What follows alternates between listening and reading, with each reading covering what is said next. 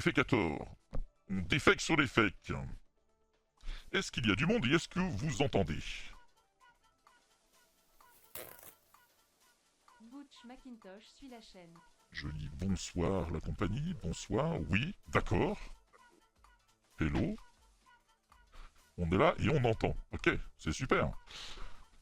Alors, bienvenue à vous. Donc ce soir, on est sur un stream du Petit Coin.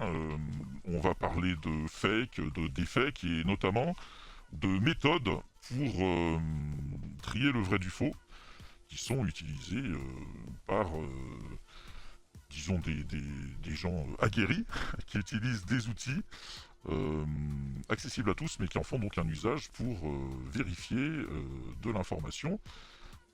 Et on va pour cela accueillir un invité. Alors attendez, hop, il faut que je bascule sur le bon écran, c'est toujours mieux. Voilà, bonsoir. Bonsoir. Alors, avant toute chose, nous allons faire un petit essai de son. Et je remercie Olivier51 San qui s'abonne. Nous allons faire un petit essai de son pour que vous nous disiez si vous avez de l'écho, parce que c'est arrivé des fois dans des streams précédents. Est-ce que vous entendez bien? Et est-ce que notre invité, Baptiste Robert, vous l'entendez aussi? Est-ce que vous m'entendez bien? Mister Nesclix. Double voix pour ton invité, d'accord, donc on a le problème. Alors, on va refaire un petit essai, si vous pouvez parler, Baptiste. Ouais, je sais pas. Est-ce que vous m'entendez bien? Une, deux, une, deux. Là, ça marche mieux, très bien. Et pour vous, Baptiste, c'est bon mieux De mon côté, c'est tout bon. Ouais. Ok. Très bien, il y a un petit écho, il y a toujours petit écho. Ouais.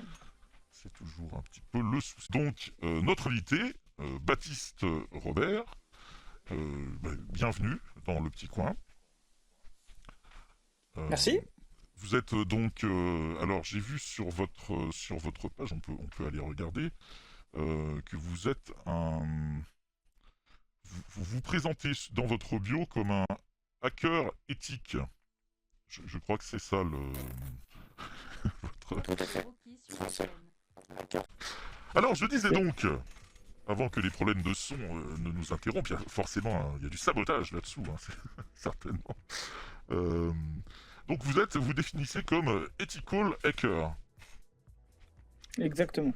Donc ce que je disais avant d'être coupé, c'est qu'un hacker éthique, c'est quelqu'un qui va utiliser ses compétences en hacking pour trouver des failles de sécurité, des vulnérabilités, que ce soit dans des applications, des sites internet, pour justement essayer de, entre guillemets, faire le bien et donc d'avertir les personnes responsables de ces applications, de ces sites internet et derrière de protéger au mieux les applications et les données personnelles qui sont derrière. Alors je crois que vous avez...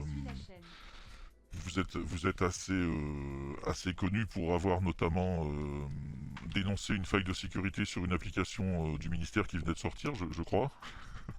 Alors en France, tout à fait, j'ai travaillé sur plusieurs pays, principalement l'Inde, la France et les États-Unis. Et en France, notamment, j'ai une des grosses histoires qui est sortie, c'est que j'ai trouvé une faille de sécurité dans l'application Chap quand elle est sortie. L'application Chat, pour rappel, c'est l'application qui est utilisée par les fonctionnaires pour communiquer entre eux. C'est une sorte de WhatsApp du gouvernement français, si je devais résumer. Et effectivement, dès la sortie, j'ai réussi à me faire passer pour un employé de l'Élysée. Donc, même sans avoir email en élysée.fr, j'ai réussi à m'inscrire comme un employé. Donc, j'avais accès au carnet de contact, je pouvais rejoindre les groupes, etc. Oui, c'est... Et donc il faut vous dire que, enfin il faut bien préciser qu'ensuite on vous remercie pour avoir mis au jour ces failles de sécurité puisque ça permet de les corriger. Exactement, c'est-à-dire que l'idée générale est vraiment d'avertir et d'être très bienveillant dans l'approche. Donc quand vous trouvez une faille de sécurité, l'idée est vraiment voir les personnes en question, les personnes concernées, de leur signifier vous avez un problème de sécurité, de leur expliquer pourquoi ils ont un problème de sécurité, donner tous les détails, parfois même donner la manière de réparer le problème, donc tout ce qui est lié à la remédiation, et ensuite de les accompagner là-dedans et seulement après de communiquer dessus si besoin est. Et alors, je crois que du coup, en Inde, vous êtes même devenu une divinité. Ouais, c'est des grands mots, faut rester très très humble dans son approche. Tout est relatif. J'avoue que j'ai du mal à me représenter moi de mon côté la popularité qu'on pourrait avoir là-bas et que alors, beaucoup travaillé sur l'Inde. J'ai fait beaucoup de choses. Je suis passé beaucoup à la télé, passé dans des interviews là-bas, que ce soit sur un peu l'équivalent BFM, sur des heures sur des heures très écoutées. Je sais que je suis relativement populaire. Après, dans quelle mesure c'est difficile de se représenter quand on n'est pas dans le pays. Et alors donc, ce soir, par contre, l'objectif n'est pas tant de parler cybersécurité que de parler de l'OSINT, puisque vous le pratiquez. Et en fait, moi, ce qui m'a intéressé dans votre profil, parce que je suis vos tweets régulièrement, c'est, je dirais, la pédagogie dont vous faites preuve et la manière dont vous en parlez aussi. Donc, voilà, il m'a semblé que c'était intéressant du coup d'en parler un petit peu avec vous. Alors, est-ce que dans un premier temps, on peut juste définir ce que c'est que l'OSINT? Donc, c'est Open Source Intelligence, mais qu'est-ce qui se cache derrière? Alors, tout à fait. Déjà, c'est important, je pense, pour toutes les personnes qui nous écoutent et qui nous regardent, de définir ce que c'est l'OSINT. L'OSINT, donc, c'est un acronyme qui veut dire Open Source Intelligence. C'est-à-dire que donc, la première partie, c'est open source. On va aller chercher de l'information qui est en source ouverte, c'est-à-dire qui est en accès libre, qui est publique, c'est-à-dire que vous pouvez la trouver sur Internet sans aucun problème. Et l'intelligence, c'est un terme qui est probablement, c'est-à-dire vous allez obtenir une information pertinente sur quelque chose ou sur quelqu'un. Et donc, l'open source intelligence, c'est la capacité à partir d'informations qui sont publiques, d'aller extraire ces informations, de les corréler, de les analyser pour en tirer quelque chose qui va ensuite pouvoir utiliser dans un contexte ou un autre. Donc, potentiellement, si ce sont des outils, des sources libres, ça veut dire que tout un chacun peut y accéder. Tout un chacun peut y accéder, c'est ouvert à tout le monde, il y a aucun problème. C'est vraiment le concept global de l'OSI, c'est que c'est vraiment accessible à tout le monde. Et c'est un peu l'avantage de ça, c'est-à-dire que vous pouvez, si une investigation, une enquête est basée sur de l'OSI, on va pouvoir tout vérifier parce que tout est accessible et donc tout est vérifiable. D'accord. Alors, si on peut, hop, on va essayer de basculer sur un tweet que je voulais montrer, que vous aviez fait. Alors, c'est juste, faut que je retrouve le lien. Voilà. Donc, j'avais trouvé ça. Alors, oui. Alors, je remercie effectivement. Il y a plein de monde qui vient de s'abonner, donc je remercie Oral B2, French Interval Lives, Kaorishan06, Leb Pascal, et puis Horribles. Je vous remercie tous pour vos abonnements. Alors, voilà, un tweet que vous aviez fait qui m'avait semblé intéressant, c'est quand vous disiez, donc ça c'est le 28 mai 2021, j'ai été fouillé un petit peu dans les profondeurs de votre compte. C'est en libre accès, donc du coup voilà. Tout à fait. Et vous aviez dit OSINT is not about the result, but about the mind process. Explain how you found the answer is more important than the result itself. Et ça me semble ça me semble super intéressant et c'est pour ça que je me suis dit, ben, c'est un intervenant idéal pour venir en parler là parce que moi-même, c'est ce que j'essaye de faire sur les chaînes YouTube et Twitch, de faire passer disons, un maximum d'infos sur des outils, soit pour les utiliser soi-même, soit au moins pour comprendre un peu comment ça marche et comment font les gens qui vérifient des infos. Donc c'est... Alors, exactement, c'est-à-dire que ce tweet, en fait, il est important puisqu'on a tendance à se focaliser. C'est un peu comme, pour suis la vous chaîne. rappeler l'école, c'est un peu comme en mathématiques, quand on vous disait, bah, c'est pas le résultat. Hop là, excusez-moi, j'ai le ça sonne en même temps. C'est comme en mathématiques, quand on vous disait, c'est pas le résultat qui compte, mais c'est le raisonnement qui va derrière. Poussa67 s'abonne. Et là, Merci. c'est exactement la même chose. C'est-à-dire que ce qui va nous intéresser, ça va être la manière d'arriver au résultat. Comment vous êtes arrivé au résultat? Par quelles étapes? Lightful Est-ce que suit la ces étapes chaîne. sont sourcées? Est-ce qu'on est capable de vérifier toutes ces étapes? Et l'OSINT, c'est vraiment ça. C'est de la logique, c'est une suite d'enchaînements logiques qui vous permettent à la fin d'arriver sur une conclusion. Et donc, c'est là où l'OSINT prend tout son sens parce que non seulement c'est public, mais en plus, ça fait vraiment appel à de l'observation, de la logique. Et c'est des choses qui sont vraiment accessibles à tous. Vous avez tous un sens de l'observation. Vous savez tous chercher sur Internet et vous avez tous de la logique. Et donc, c'est ce qui fait la beauté de l'OSI, c'est que c'est vraiment accessible à tous et que derrière, on peut en tirer des choses assez incroyables.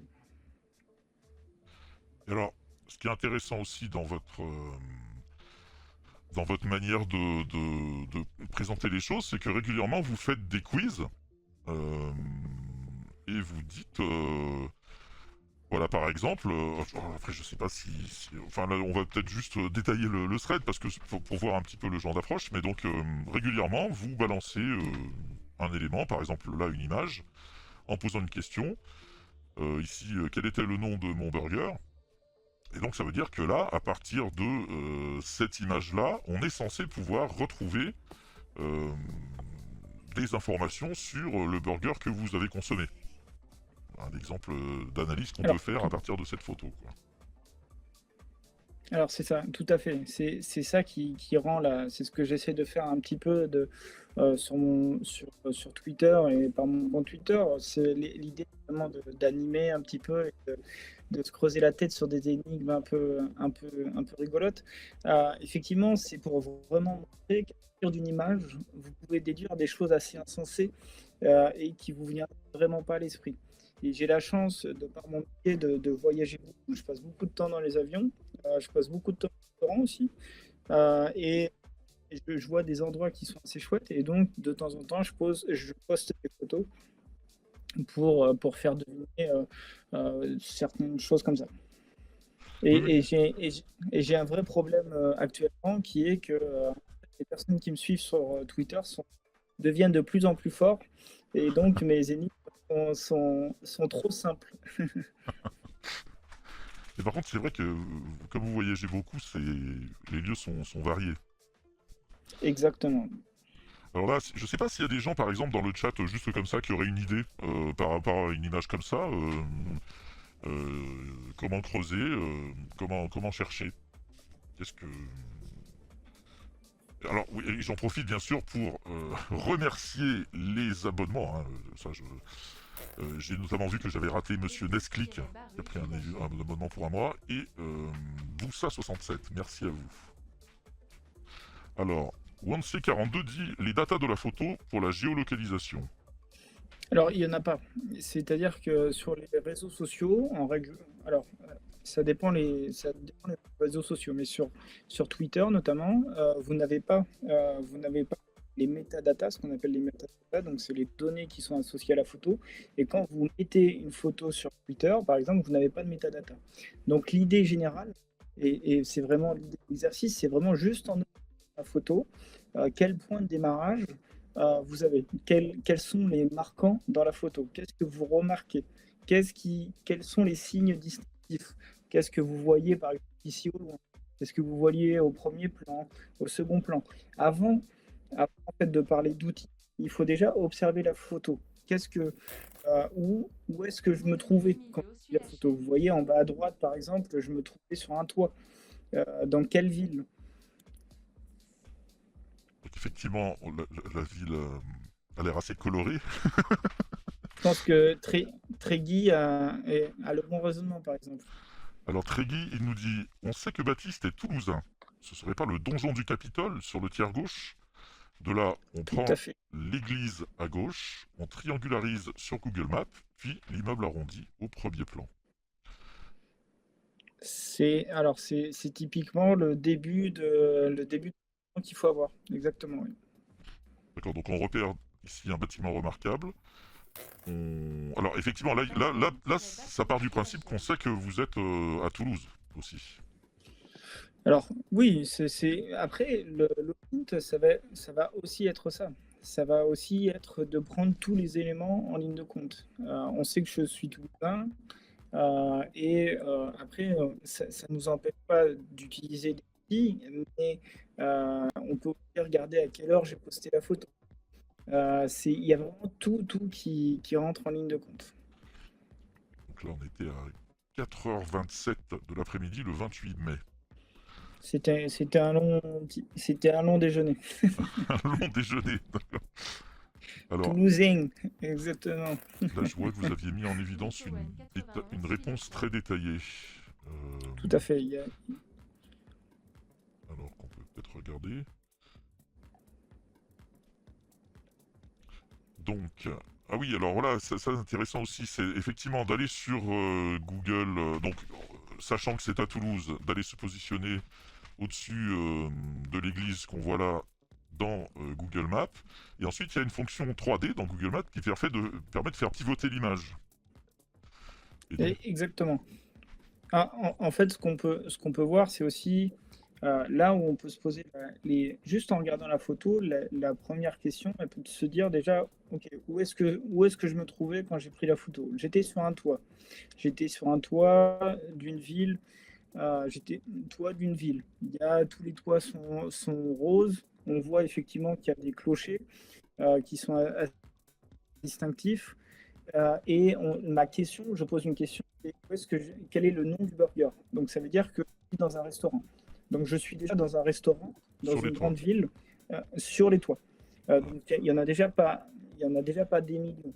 Ensuite, quand on reconnaît un petit peu, effectivement, on peut utiliser, ça a été mentionné dans le chat, on peut utiliser Yandex, le reverse image search. Donc c'est-à-dire qu'on va prendre une image et on va faire une recherche, que ce soit sur Google Images, sur Google Lens, sur Yandex, pour aller chercher l'image, et on va très vite se rendre compte qu'on est à Toulouse. Et une fois qu'on sait qu'on est à Toulouse, on se met sur Google Maps, on essaie par rapport à la vue que j'ai donnée, qui est quand même une vue très, très large, de replacer l'endroit. On cherche les restaurants qui sont dans le coin, et une fois qu'on a le restaurant, on va sur le site internet, on a la carte, et en fait, il n'y avait qu'un seul burger sur la carte. D'accord. Alors, évidemment, là, on a celui-là, mais il y en a, vous en faites des quantités. Et ça, c'est assez intéressant. C'est pour ça que rien que de vous suivre sur Twitter, ça permet d'avoir régulièrement des petits challenges comme ça. N'hésitez pas, si je peux faire ma promo en même temps, n'hésitez pas à me suivre sur Twitter, ce sera avec grand plaisir. Merci Stigmamat pour l'abonnement. Et alors Rare Proton, pardon, dit que je trouve que Yandex donne de meilleurs résultats que Google depuis quelques temps. Il est très bon pour les visages notamment, ce qui fait un peu peur. Alors, c'est vrai, il a tout à fait raison, c'est que Yandex est très très bon en reconnaissance faciale. Il y a notamment les Russes, en règle générale, sont plutôt très très bons en reco facial, et ils ont des outils, notamment liés à VK, donc VKontact, qui est le Facebook, le pendant de Facebook en Russie. Il y a un site internet qui s'appelle FineClone, par exemple, qui est très très très très performant en reconnaissance faciale. Alors, autre chose, ce qui est intéressant dans ce que vous avez dit, attendez, je vais essayer de retrouver. Oui, c'est qu'il y a des. Si, alors oui, si je voulais montrer ça juste, mais euh, c'est autre chose, mais n'empêche, en suivant des comptes, alors peut-être qu'on en parlera après, il y a des comptes qui sont intéressants à suivre parce que aussi ils font sortir régulièrement des infos en fait, hein, parce qu'ils observent des choses. Et notamment, euh, il y avait déjà pas mal de... Alors on sait qu'en fait, avant l'invasion russe en Ukraine le 24 février, il y a eu beaucoup de signes de tension, et puis on se souvient que bah, notamment les présidents français, allemands avaient été sur place, rencontrer Poutine, enfin voilà, essayer d'apaiser les tensions, mais donc ça faisait plusieurs mois déjà qu'on pouvait observer des choses. Et... Alors attendez, hop, pourquoi j'ai plus mon... Hop, il est là. Euh, on avait notamment pu voir en fait, par exemple ici, hein, en suivant des comptes OSINT, on a pu voir dès le mois de décembre des mouvements de troupes, des mouvements, par l'analyse de photos satellites sur la près de la bordure pardon, ukrainienne, euh, des mouvements de véhicules, et ça c'est quelque chose qui était déjà visible depuis assez longtemps. Et alors, ensuite, euh, quelque chose que j'ai trouvé intéressant. Alors vous avez, on n'a pas parlé de Predictalab. Tout à fait. Alors, Predictalab, c'est une société que j'ai fondée il y a bientôt 2 ans. Donc aujourd'hui, on est une petite structure, donc on est 8 et on s'est spécialisé dans l'OSINT. Donc en fait, on est vraiment comme des techniciens. Donc on va créer des outils.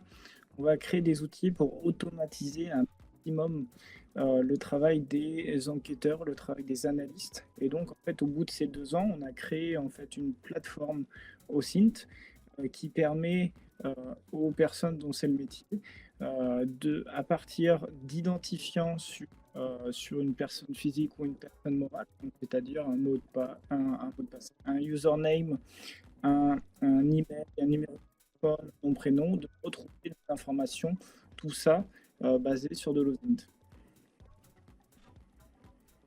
Et alors, une chose donc intéressante, c'est que sur cette plateforme, vous mettez aussi des petits tutos. Je voulais parler de celui-là. Parce que bah, notamment là il y a un tutoriel qui parle de ce qui avait été suggéré tout à l'heure dans le chat, d'aller chercher des informations dans les métadonnées d'une photo ou d'une image. Et là le petit tuto est intéressant parce que donc il date du 23 février, donc là on est avant pareil, hein, la date du 24 février et l'entrée des troupes russes en Ukraine. Et vous aviez remarqué à cette occasion-là que l'un des événements déclencheurs... Alors, après j'inviterai tout le monde à... Je vais donner le lien dans le chat. S'il y a des gens qui veulent aller regarder ça par la suite ou qui voient l'émission en replay, hop, vous aurez toujours le lien. Donc en fait, vous aviez remarqué... Oui, pardon. Allez-y, allez-y. Oui, donc vous aviez remarqué que... donc il y avait en gros, il y avait eu un événement qui avait servi de déclencheur le 18 février, voilà. Le dirigeant de la région de Donetsk, Denis Poucheline, alors j'ai sans doute pas le bon accent, avait publié donc sur sa chaîne le 18 février à 16h04 une annonce vidéo de l'évacuation du Donbass sur des chaînes Telegram. Et donc le 18 février. Et parce que le 18 février, les autorités séparatistes de Donetsk et Lugansk ont annoncé qu'elles avaient subi le jour même une attaque et un sabotage ukrainien. Les deux régions séparatistes ont répondu en initiant l'évacuation de leur population vers la région russe de Rostov. Donc ça, le 18 février à 16h04, mais il se trouve que sur Telegram, donc le réseau social qui était utilisé ici, il n'y a pas la limitation dont vous parliez précédemment. Tout à fait. De Twitter, je crois YouTube aussi. Twitter, YouTube enlève les métadonnées des vidéos ou des photos lorsqu'on les met sur le réseau. Ce qui n'est pas le cas de Telegram. Et donc là, il y avait, alors il y a une petite manip hein, qui est expliquée. C'est assez simple. Il y a soit la possibilité d'aller utiliser des outils dont les liens sont donnés ici. Je sais plus où il se situe, mais il y a des voilà Jeffrey's Image Metadata Viewer par exemple, dans lequel on lui donne une URL où on charge un fichier et puis lui il ressort en gros les métadonnées. Et là donc la méthode qui était proposée, qui est illustrée ici, c'est d'aller récupérer tout simplement par un clic droit sur la vidéo sur Telegram, récupérer la vidéo sur son poste local et ensuite aller voir les métadonnées, soit en les rebalançant sur le viewer qu'on a vu là, soit simplement en regardant les propriétés déjà. Et on pouvait trouver donc à ce moment-là que la déclaration sur Telegram, dont on parlait précédemment, avait en fait été enregistrée le 16 février. Ce qui montre en fait une antériorité par rapport aux événements qui étaient déclencheurs. Voilà, on le voit ici, 16 février, ce qui tend à montrer qu'en fait c'était une opération qui était préparée et pas du tout une réaction spontanée, quoi.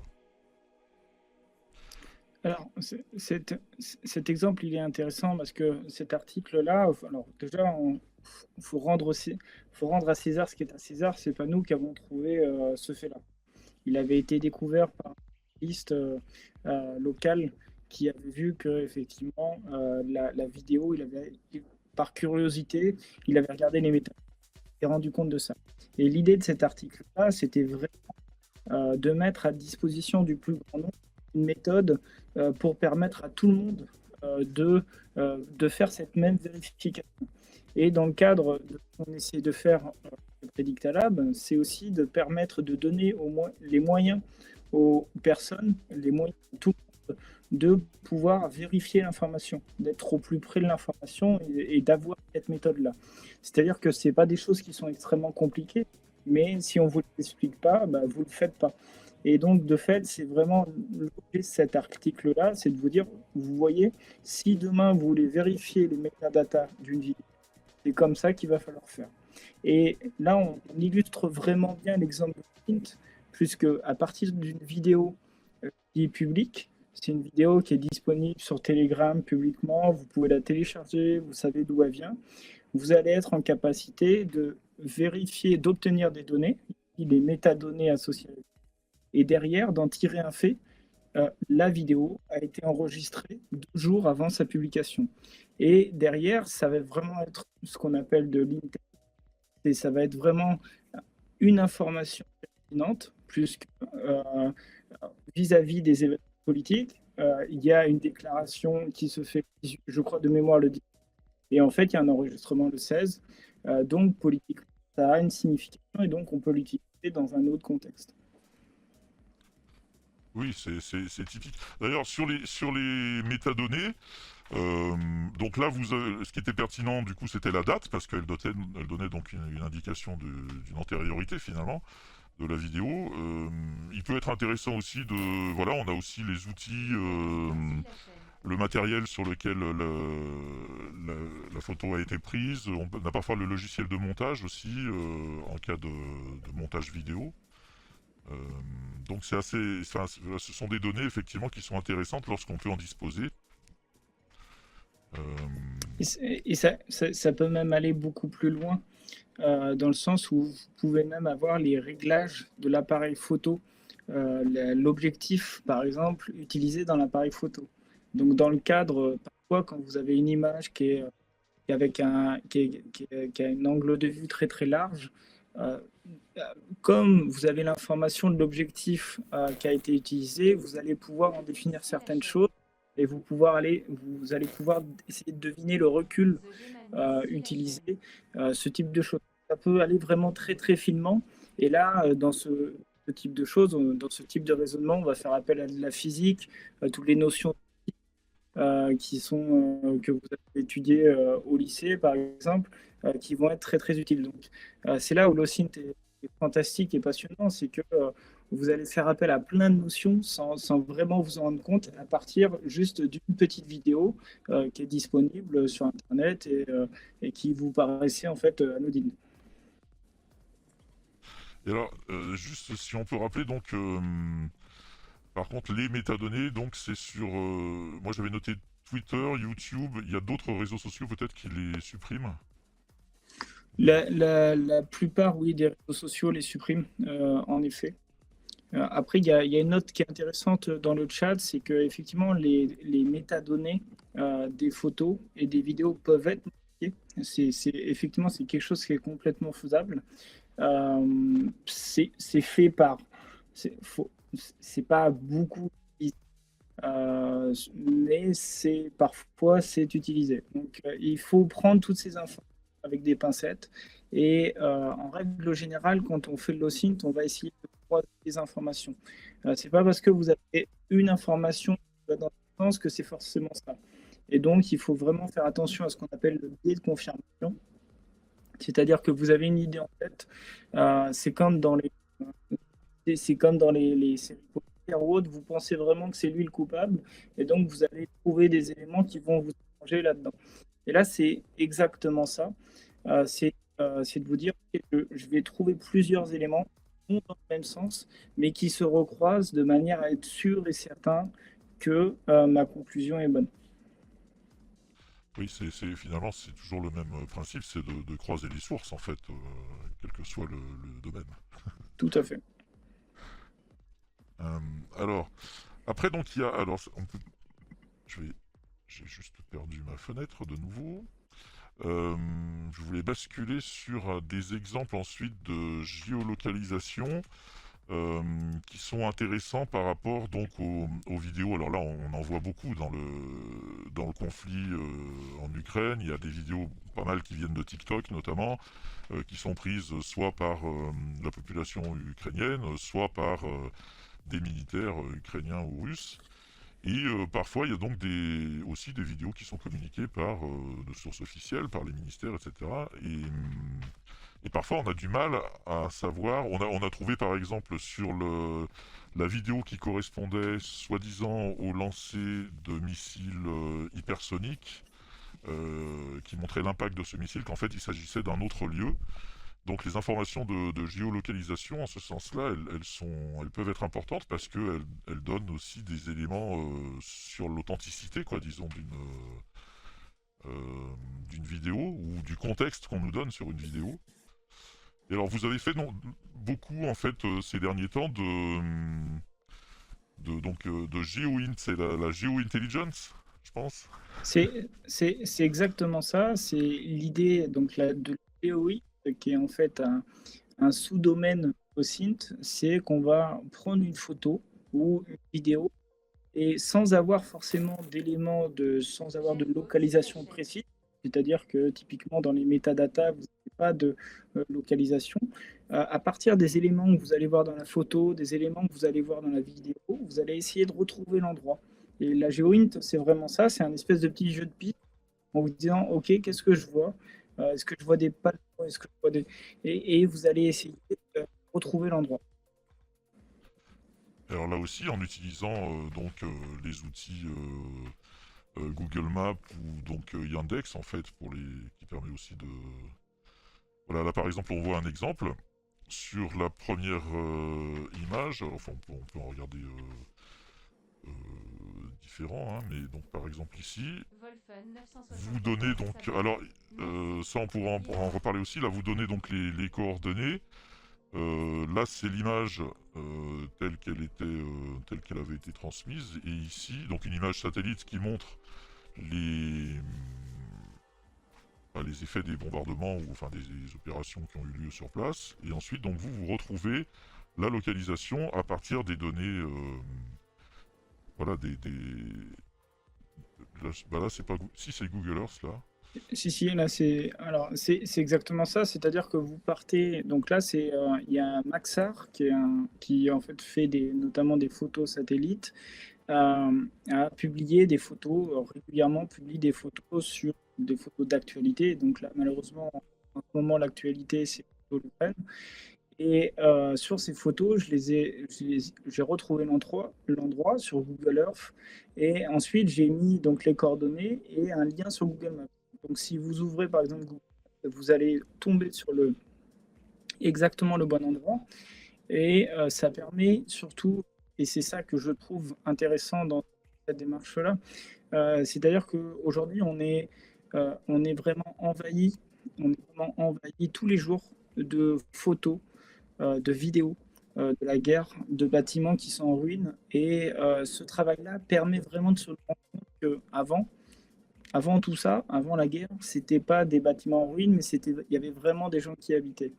Et là, quand vous regardez en fait réellement ces photos et que vous arrivez à les retrouver, bah, vous vous rendez compte que, de mémoire, là, le petit bâtiment en H, il me semble que c'est une école ou c'est un hôpital, quelque chose comme ça. Vous vous rendez compte qu'il y avait de la vie. Et c'est là où c'est vraiment. Voilà, le petit bâtiment marron, là, effectivement, vous voyez, vous êtes en capacité de retrouver l'endroit, vous êtes en capacité de savoir ce qu'il y avait et de même de trouver des photos.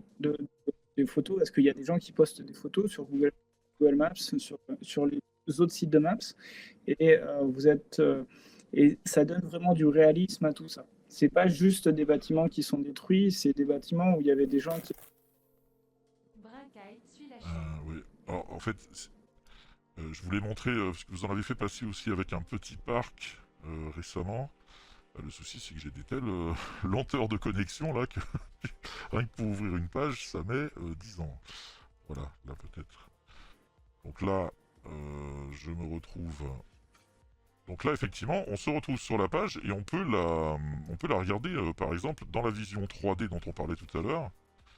Et là, on va pouvoir peut-être la faire pivoter ou faire en sorte de la retrouver telle qu'elle était sur la photo finalement. Et si vous voyez, si vous cliquez, voilà, c'était pas un hôpital, c'était si vous cliquez par exemple sur le bâtiment au milieu, vous voyez que c'est une école. Ouais.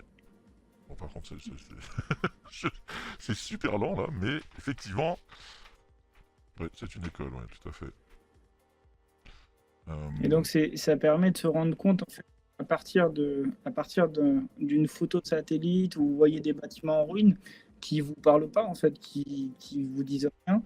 Et ben en fait vous vous rendez compte que ce bâtiment c'était une école, un autre bâtiment c'était juste un vendeur de pièces auto et tout ça. Ça c'est des vrais exemples, c'est des exemples que j'ai qui sont aussi disponibles sur ce thread de Twitter. Oui, dans le thread, effectivement, il y a. Donc, je me souviens d'avoir vu un vendeur de bière. Tout à fait, exactement. Il y avait un supermarché. Typiquement, il y en a un. Donc, si vous regardez un peu, il y en a un, ça va être celui-ci. Donc, celui-ci, vous voyez la fumée qui sort d'un grand bâtiment triangle. Donc, l'image numéro 6. Sur l'image numéro 6, vous voyez la fumée avec un grand triangle. Et c'est juste un supermarché, en fait. Il y a. Je veux dire, il n'y a pas de. Il y a rien de particulier là-dedans. Oui, oui, c'est vrai qu'il y a visiblement beaucoup de repères de nazis dans les écoles, dans les hôpitaux. On mesure un peu voilà, que ce sont souvent des objectifs civils en fait. Il y a quelqu'un qui posait la question de la méthode. Alors, il y a effectivement, et une autre personne qui posait une question sur l'automatisation. L'automatisation, la GeoWint est relativement compliquée. Il y a des choses qui existent, mais c'est compliqué. Et en règle générale, la plupart des personnes qui font ça font ça vraiment de manière manuelle. Il y a une méthodologie, c'est sûr et certain, qui est propre un peu à tout le monde, mais tout vraiment basé de base sur l'observation. Il faut, avant de se lancer dans un outil, avant d'ouvrir quel que soit l'outil que vous voulez ouvrir, il faut vraiment bien observer ce que vous avez en face de vous, bien regarder la vidéo, bien regarder l'image, et vraiment de décomposer élément par élément. Chaque point de détail peut être intéressant.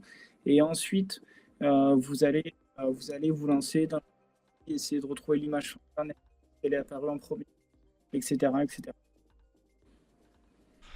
Et alors, là on parle de. Donc là on parle d'objectifs, enfin disons de zones qui ont été bombardées. En revanche, vous aviez souligné un petit peu au début du conflit d'ailleurs. Voilà, vous aviez indiqué ça, c'était intéressant, il me semble aussi. Hier soir, j'ai trouvé la location d'une vidéo en Ukraine, mais j'ai pas posté le résultat. Pourquoi? Parce que ça aurait pu donner la location de la personne qui filmait, probablement sa maison, et on n'a aucune idée de la manière dont l'information peut être utilisée derrière et des conséquences pour la personne qui filmait. Donc dans certains cas, bon là on était sur des images satellites, donc là la personne qui filme, il n'y avait pas de souci, mais qu'effectivement, selon le contexte, il faut faire attention aussi à préserver la personne qui filme ou ne pas donner aussi des informations sur la position des troupes, en fait.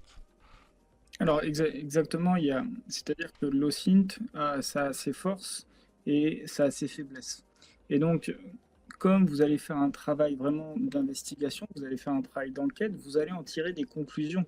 Et dans ces conclusions, vous allez certes, quand vous allez une vidéo, vous allez trouver l'endroit vu sur la photo, mais vous allez aussi trouver l'endroit utilisé par la personne qui a pris la photo.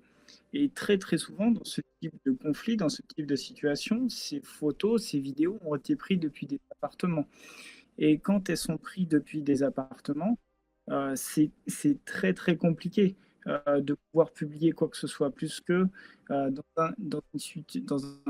un contexte tel que la guerre, vous n'avez absolument aucune idée de qui va regarder votre conclusion et ce qui va se passer pour la personne qui a filmé. C'est-à-dire que potentiellement, votre information va être prise par quelqu'un et la personne va se faire tout simplement tuer parce que vous avez voulu juste donner la localisation d'une vidéo. Donc, vous n'êtes pas prêt à prendre ce risque. Donner telle information peut poser potentiellement un risque sur la personne qui a posé la vidéo. Et c'est important de le rappeler, c'est-à-dire que c'est vraiment de la gestion. Et c'est de dire, vous faites de l'OSINT, c'est très bien. Il y a un challenge technique, c'est sûr et certain. Il y a une espèce de goût pour le challenge technique, réussir le challenge technique, mais à la fin, on parle vraiment d'être humain. On parle de situations qui sont des situations compliquées. Et donc, il faut vraiment toujours le garder en tête, ne jamais perdre cette idée et faire attention à ce qu'on voit sur la vidéo. Au final, il y a des gens.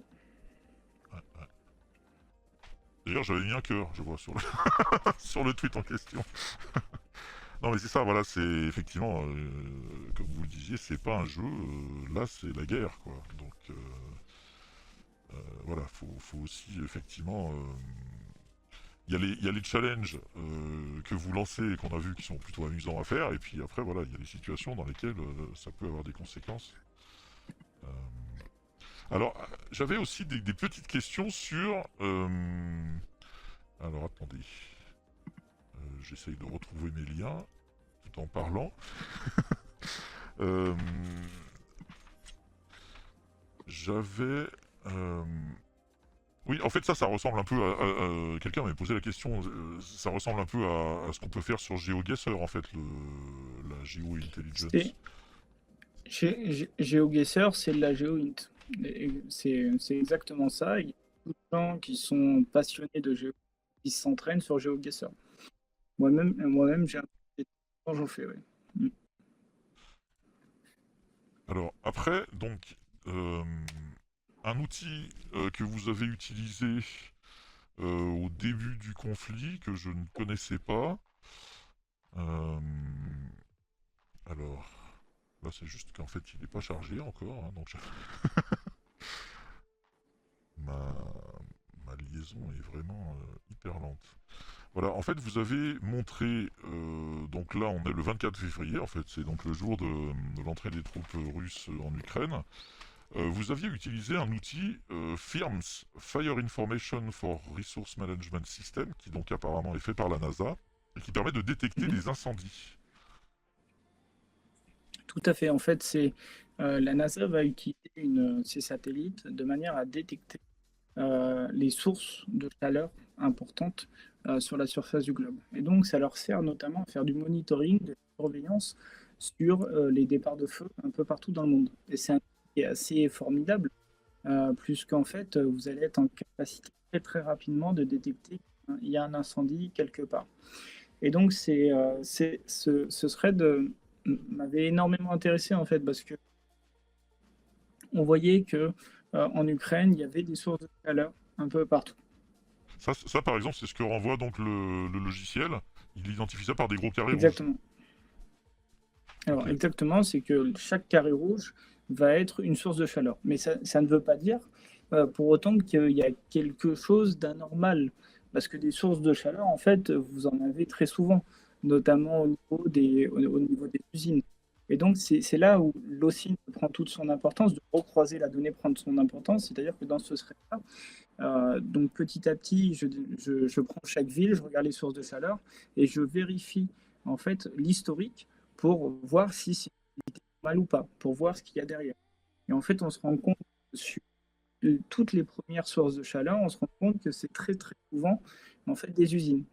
Et à la fin, on trouve une source de chaleur qui n'est pas une source de chaleur normale à la fin du thread et qui se trouve au milieu ou pas et qui est plus ou moins sur qui est a priori sur une base militaire. Alors attendez, parce que j'en vois plein. C'est tout en bas du thread. C'est ça doit être tout à la fin, effectivement. Euh, Parce en fait, il est long. This place looks like clearly to be a military base. Ouais, ça va être celui-ci. Voilà, c'est ça. Alors, il faut juste le temps qu'il le charge. Hein. C'est fou. Ah, voilà. Donc là, effectivement, c'est une source de chaleur soudain au milieu des arbres, au milieu de rien, a priori. Exactement. Et en fait, quand on regarde un petit peu, on voit qu'il y a, c'est une surface qui est bien entourée. Donc cet endroit, il est effectivement bien entouré. On voit qu'il y a des barbelés. Information publique suit la Et chaîne. vous aviez aussi je ne l'ai pas mis là dans ce thread qui était déjà assez long, mais vous aviez aussi Anaïs la suit la chaîne. possibilité de mettre Google Street View, d'utiliser Street View. Et vous voyez que cette surface, en fait, c'est vraiment une base militaire.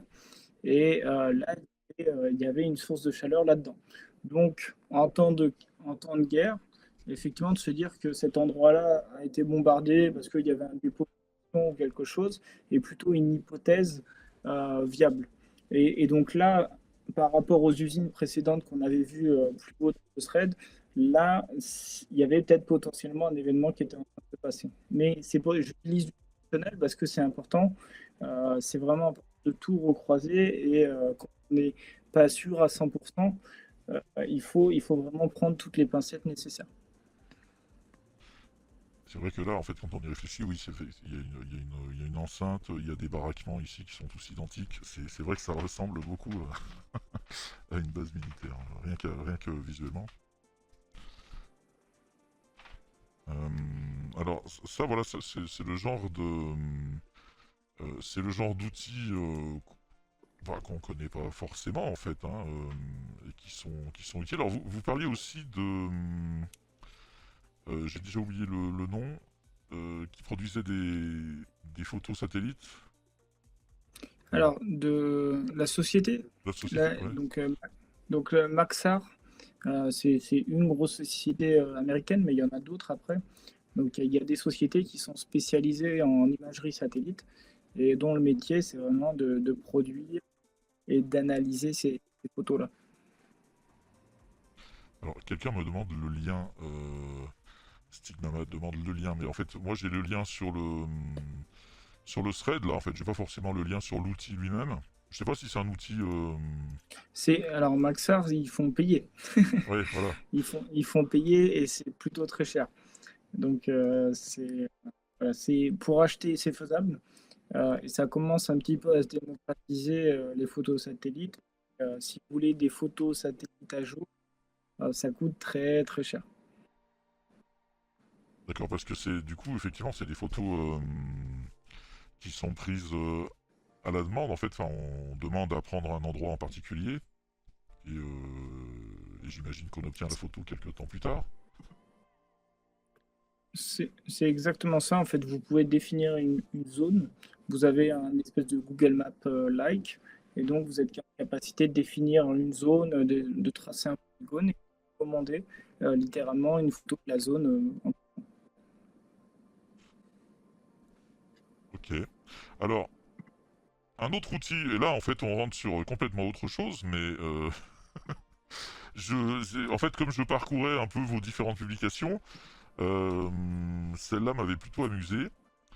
Euh, c'est en fait un outil qui permet de calculer, qui permet, je pense, de vérifier du coup l'affluence déclarée sur une manifestation. Par exemple, quand on dit il y avait 50 000 participants d'après les organisateurs, 20 000 selon la police.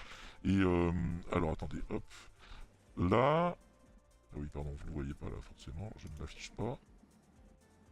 Donc là, en fait, vous avez un outil map checking qui permet d'estimer le nombre de personnes debout dans un endroit donné.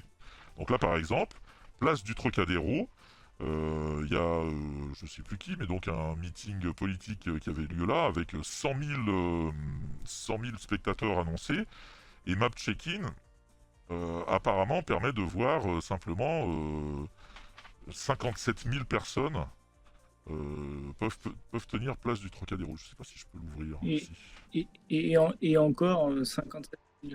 Donc c'est en fait cet outil, vous le voyez sur l'image, c'est vraiment, ça va vous permettre de faire cette estimation-là. Donc vous allez pouvoir définir votre zone, Ah oui, ici la éventuellement, place du Trocadéro, ok, je peux jouer et ici encore en étirant, en disant voilà, peut-être qu'il y avait exactement, du monde dans cette rue-là aussi. c'est ça. Et encore, j'ai été sympa, j'ai dit 57 000 parce que c'est vraiment en mode très compacté. Alors, on va dire qu'il y avait du monde Donc vous jusqu'aux avez le toilettes, choix. là. Pardon. Vous avez le choix de jouer en fait, avec la densité de personnes au mètre carré. Et donc, vous allez voir que typiquement, vous êtes à 38 000 et des brouettes sur une foule relativement standard. Sur une foule très compactée, vous allez être autour des 57 000. Et sur une foule très light, vous allez être autour des, je crois, de 20 000 ou quelque chose comme ça. Mais déjà, si vous cliquez sur compact, vous allez voir que c'est vraiment pas beaucoup. Donc la réalité, c'est que même dans les estimations les plus fortes, même dans les estimations les plus fortes, il n'y a pas 100 000 personnes qui rentrent dans. Et ça, c'est très connu, puisqu'effectivement, il y a quelqu'un qui le dit dans le chat. La réflexion, je crois, de mémoire, avait déjà été utilisée pour le meeting de Lyon à l'époque, où il avait dit exactement la même bêtise. Et ce qui est bien avec l'histoire, c'est que ça se répète. Et que. On a la place de la République aussi, je viens de me rendre compte. Donc, place de la République. Ah, on peut mettre plus de monde, place de la République, par contre. Là, en tassant bien, on peut, on peut en faire rentrer 125 000. Non, c'est vrai que ce qui est intéressant, c'est qu'en plus, donc, enfin, après, oui, c'est du bête calcul finalement de surface, hein. Mais du Tout coup, à fait. on peut l'adapter. On peut adapter à la zone qu'on souhaite en disant voilà, là il y avait du monde jusqu'ici. Ah bah non, là c'est pas possible parce que c'est des bâtiments. Oui, non, en fait, c'est pas possible d'aller plus loin. Non, enfin, ouais, en tout cas, c'est un outil. Alors, il y a Manus H qui dit 4 personnes au mètre carré, c'est à peu près un métro à l'heure de pointe. Oui, Métro parisien, peut-être. ah, parce que 4 personnes au mètre carré, oui, en plus, dans une. Ça dépend ce qu'on fait. Dans un meeting, si c'est pour une manifestation et qu'on veut lever des banderoles, ou. Bon, 4 personnes au mètre carré, ça laisse pas beaucoup de, de liberté de mouvement, quoi. Sachant que là, ils étaient probablement pas quatre, donc pour ce meeting-là de Zemmour, ils étaient probablement pas quatre personnes au mètre carré, puisque si vous regardez les images, il y avait en réalité beaucoup de gens avec des drapeaux, et des très grands drapeaux qui les soulevaient, etc. Donc, c'est sûr, certains qui avaient facilement moins de 50 000 personnes. D'accord. Bon, voilà, ça c'est enfin, c'est du fact-checking sur d'autres sujets complètement différents de ce qu'on a vu, mais je trouvais ça intéressant parce que. Enfin, en tout cas, moi je ne connaissais pas l'outil en question. Alors, je vous ai vu aussi par. Oui, pardon. L'idée générale au global, juste pour finir sur cette note-là, elle est vraiment de dire que quelle que soit l'information que vous recevez, quel que soit ce qu'on vous dit, et c'est aussi tout l'esprit du hacking qui est derrière, c'est toujours de vérifier, d'avoir un esprit critique, de prendre l'information pour soi et d'être capable de la vérifier, que ce soit par un outil ou par vous-même. Et quelque chose. C'est vraiment de ne pas prendre pour acquis ce qu'on va vous raconter. Oui, c'est ça. Ouais, voilà. C'est ce à quoi j'encourage vivement sur la, sur la chaîne, quelle que soit l'information. De toute façon, alors on peut bien sûr après s'en référer à des fact-checkers, etc. Mais plus on a ce genre de réflexe avec les outils qui nous sont accessibles soi-même, et Revenger, plus voilà, plus on devient indépendant et capable de se voilà, de se débrouiller avec les infos. Euh, alors, il y avait aussi un outil. Après, on va peut-être pas trop déborder parce qu'on avait dit qu'on allait jusqu'à 22 h, donc il est déjà 22 On a heures. commencé un peu en retard, donc Euh, Par rapport, en fait, j'aimerais juste qu'on parle un petit peu d'outils et puis aussi de comptes à suivre qui, pour vous, sont pertinents. Alors, là, je vois que notamment, vous aviez parlé de Hunchly, euh, qui permet d'archiver des infos au fur et à mesure de sa collecte d'infos, en fait. alors tout à fait, parce que c'est une notion qui est extrêmement importante dans l'OSINT. Ça va être qu'il faut vraiment tout archiver. Il faut vraiment tout quand vous faites une investigation, quand vous enquêtez sur quelqu'un ou quelque chose. Le but du jeu est vraiment de tout enregistrer. Parce que ce soit un tweet, un post Facebook, Instagram, que ce soit une page internet, elle peut disparaître. Quelqu'un peut l'enlever.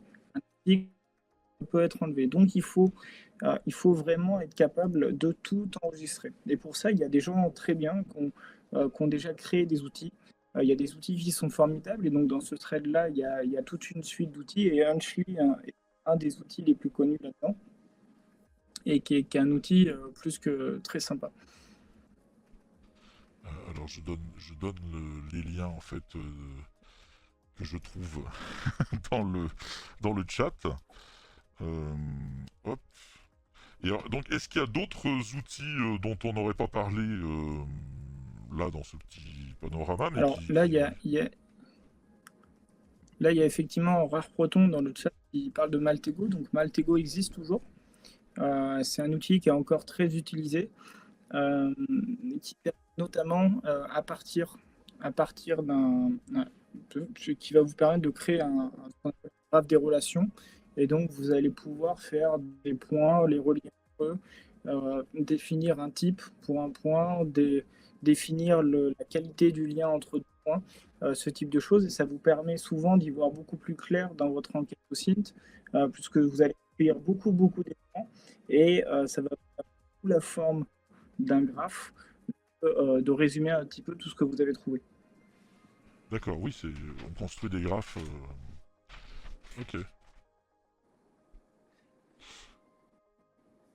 Alors après, il y a des outils dont nous on a déjà parlé sur la chaîne du type Web Archive qui permettent d'aller retrouver des pages dans leurs états intérieurs au cas où il y a eu des modifications, des choses comme ça. Euh, Tout à fait.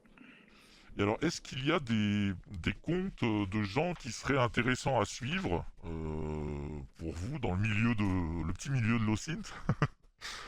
Alors, c'est une bonne remarque parce que le milieu de l'OSINT est un petit milieu. Il y a pas énormément de personnes qui font de l'OSINT et j'encourage vraiment toutes les personnes qui veulent se lancer là-dedans, qui sont curieuses, de vraiment y aller à fond et de ne pas hésiter à y aller. Faut vraiment pas hésiter à y aller. Il faut essayer. Il faut se lancer, il faut échouer. Pour commencer, il ne faut pas hésiter à demander de l'aide à ceux qui ont l'habitude d'en faire. Et la communauté est vraiment plutôt bienveillante, donc il y a vraiment zéro problème pour poser des questions. Il n'y a jamais de questions bêtes et faut vraiment pas hésiter à y aller. Sur principalement la planète OSINT, la communauté OSINT, ça va se passer sur Twitter. Donc si vous tapez OSINT sur Twitter, GeoInt, un petit peu tous les sujets qu'on a vus ce soir, vous allez trouver énormément de monde. Les personnes qui sont les plus connues là-dedans, c'est vraiment Bellingcat est très connu. Bellingcat, ouais. Après, vous avez qui est un collectif anglais, qui est une ONG anglaise qui fait un travail d'une qualité assez exceptionnelle. Et, typiquement aussi une technique à l'écran est plutôt et fait partie des références. Aussi une Curios, c'est très intéressant. Voilà, vous allez trouver. Il faut vraiment aller sur Twitter et il faut chercher, reprendre et encore et encore et encore. Il y a effectivement... oui, bon, moi je suis un certain nombre de comptes, donc on, les- on en a vu là, mais effectivement il y a des... il y a- voilà, effectivement sur Twitter, tout le monde fait des... C'est pour ça d'ailleurs que j'ai beaucoup montré de tweets à vous ce soir, parce que bah, c'est là qu'on voit passer effectivement beaucoup d'infos. Et donc, Après, il y en a beaucoup, il y a beaucoup de choses en anglais. Alors, l'OSINT, ça se passe beaucoup en anglais, ce qui est relativement normal vu le caractère international de la chose. Ce qu'on essaye de faire chez Predicta et ce que j'essaie de faire sur mon compte de plus en plus, c'est vraiment de produire des choses en français de manière à ce que ça s'ouvre petit à petit un peu en France et que ça devienne quelque chose de plus en plus rendu. Donc c'est vraiment de rendre accessible, que ce soit par des tutos en français ou par des tweets en français, Suit la chaîne. un petit peu au Sint et la GeoInt et tout ce qui s'en... ok. Je crois qu'on a donné, voilà, on a donné le lien vers votre chaîne. Donc, merci le bois d'acier qui a donné le lien. C'est un bon, c'est un bon point d'entrée. Au passage, je remercie bien sûr Céleste, Stigmamat, je crois que je l'avais déjà remercié, et Wolfen974 qui se sont abonnés. Et est-ce que, avant de conclure, est-ce que vous avez une ou deux questions encore pour notre invité? J'ai vu que quelqu'un disait, oulala, Hushli, ça rappelle un peu les tableaux en liège avec les papiers, les épingles et la ficelle rouge qui relie tout. C'est un peu l'idée, carrément un peu l'idée. Ouais. Euh, alors, je suis en train de regarder hein, s'il y a des questions. Il y a des gens qui font des jeux de mots, mais ça, c'est l'esprit de la communauté.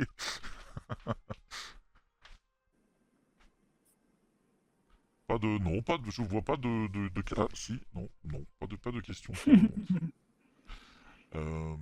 Eh bien, écoutez, à moins que vous ayez quelque chose à ajouter, un point important dont on n'aurait pas parlé.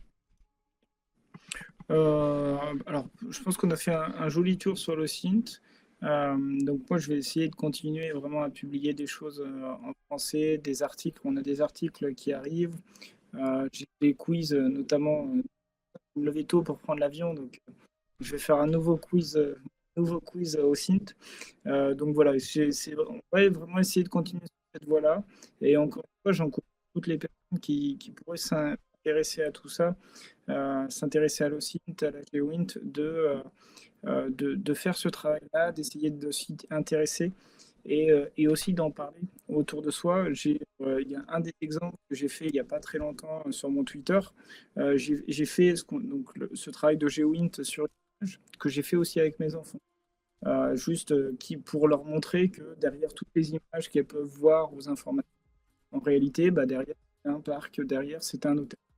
Donc c'est aussi un travail qui peut être intéressant auprès des enfants pour leur montrer que c'est pas juste c'est pas juste de la désolation, c'est pas juste des bâtiments en ruine, c'est qu'il y avait des gens qui étaient là. Donc voilà, il y a plein de bons côtés à l'OSINT et j'encourage vraiment tout le monde à le faire. Vous ne vous sentez pas gêné. C'est vraiment ouvert à tout le monde. C'est pas parce que vous n'avez pas de compétences techniques que vous ne pouvez pas le faire avant. Donc allez-y, foncez et puis et c'est pas si compliqué que ça. Il y a quelqu'un qui dit, mais comment faisait-on avant? C'était plus compliqué. Forcément, on n'avait pas accès à tous ces outils en ligne. Mais on en faisait, en fait, on en faisait tout autant. En fait, on le faisait un peu différemment, mais en réalité, ça a toujours existé. Des gens qui ont eu, il y a beaucoup de gens notamment qui quand ils voient l'osine pour la première fois, ils disent ah, mais moi, je cherchais les agences, je cherchais les annonces immobilières, je cherchais l'adresse des photos sur des annonces immobilières pour pas passer par l'agence. C'est de la GeoInt. Il y a plein de choses qui sont de la GeoInt et que vous connaissez pas en réalité. Voilà. Alors, il y a des questions sur votre activité aussi, notamment qu'est-ce que vous faites. Alors, on a un petit peu parlé au début, mais qu'est-ce que vous faites dans votre boîte? Et puis Tréguy qui demande aussi si c'est public, les clients de votre boîte, c'est qui? Plutôt médias, gouvernement? Est-ce qu'il y a des privés? Alors, c'est l'idée, l'idée de Predictalab, c'est vraiment de créer des outils, de créer des outils liés à l'OSINT. Donc, on a principalement une plateforme OSINT. Et évidemment, ça intéresse beaucoup de gens, puisque on l'espère, notre outil est performant. Donc, il y a tout type de clients, que ce soit du client public ou du client privé. Après, je ne vais pas rentrer dans le détail. C'est l'identité de mes clients ne regarde mon client. Oui, bien sûr. Euh, je voulais afficher la plateforme. Euh, Très bien.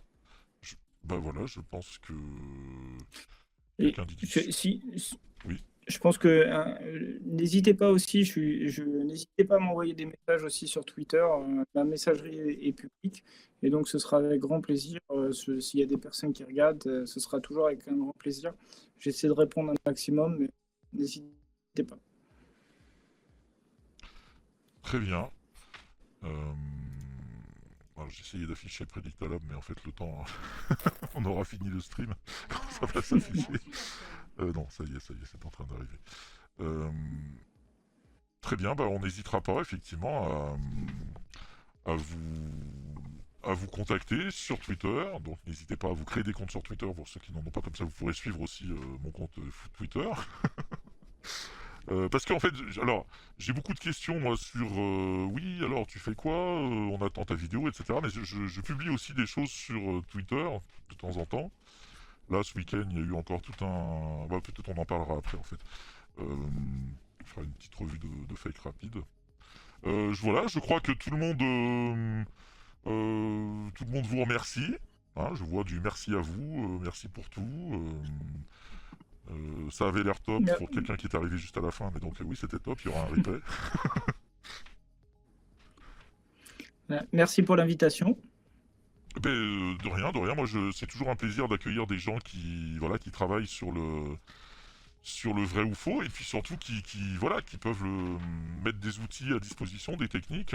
C'est super intéressant, même si effectivement tout le monde ne va pas forcément devenir un pro de l'OSINT.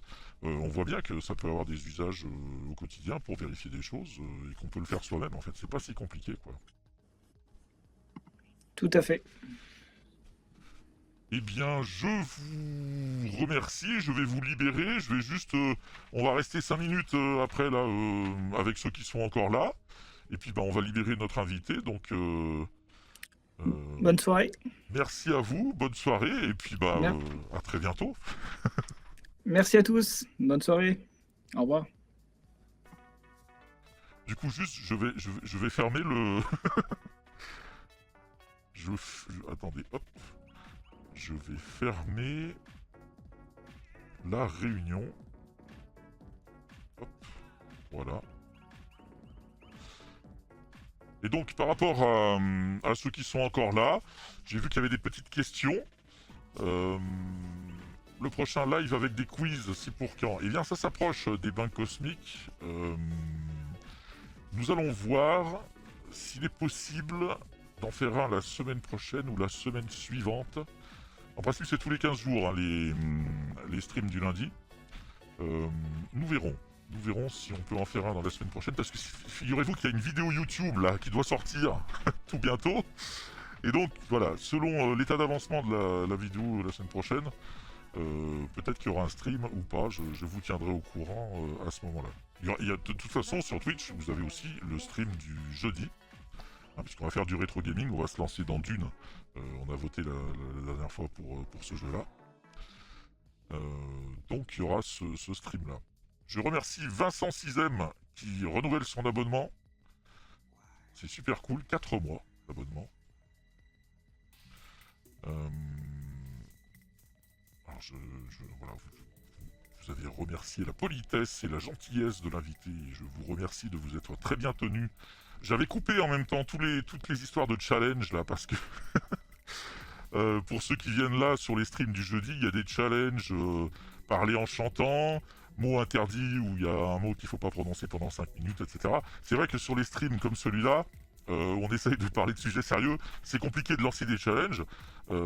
Déjà pour moi, mais encore plus pour les invités. Je vais pas demander aux invités de parler 5 minutes sans utiliser. Qu'est-ce que vous m'avez demandé la dernière fois? L'article le ou je sais plus. Enfin, c'était bon, l'article on ou le verbe être. Enfin, c'est complètement impossible, quoi. Mais bon. Euh, Voilà, alors il y aura des petites vidéos vite fait, je pense, sur des outils d'OSINT. Euh, donc on essaiera de creuser un petit peu ça sur la chaîne vite fait. Euh, voilà. Et puis, vous me demandez, ça a été le tournage samedi? Ouais, c'est très très très compliqué. Ce tournage est compliqué parce qu'en fait... Ah mais oui, vous n'avez peut-être pas vu. Ceux qui étaient là jeudi soir... Non, pas jeudi soir, vendredi soir, ont eu un petit truc en avant-première. Oh, si vous êtes gentil, peut-être que je vais vous le remontrer. De toute façon, je le coupe après dans le replay, donc... et donc on voit, en fait, à travers ce petit extrait que le tournage de cet épisode était compliqué. Donc j'ai dû simplifier un peu les choses, parce qu'il nécessitait, sans vous révéler, sans trop vous spoiler, il nécessitait des conditions climatiques qui sont difficiles à réunir. Et donc, du coup, j'ai un peu changé le script, quoi. Alors, Miguel Montargès, notre astronome favori, il nous dit, si on refait un stream observation, j'ai rien contre le mot interdit, par contre, chanter, non. Ah, c'est compliqué, hein. Le mot interdit, ça dépend du mot, hein.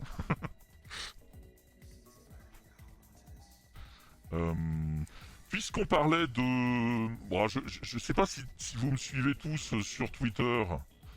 Je pense que c'est le cas.